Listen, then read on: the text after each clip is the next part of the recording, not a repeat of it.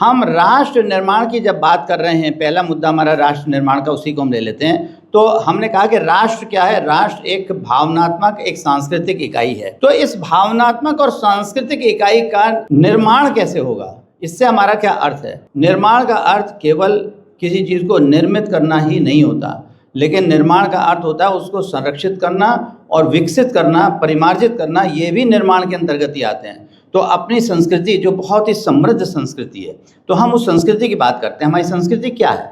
उसको हम कहते हैं सनातन संस्कृति। और सनातन संस्कृति के मूल भाव क्या हैं? प्रेम, करुणा, मैत्री, समानता, सद्भावना और समन्वय के भाव। तो हमें देखना है कि क्या आज जब हम राष्ट्र निर्माण की बात कर रहे हैं, तो क्या हमारी संस्कृति के जो मूल भाव हैं, प्रेम, करुणा, मैत्री, समानता, सद्भावना और समन्वय, क्या ये सुरक्षित, संरक्षित हैं?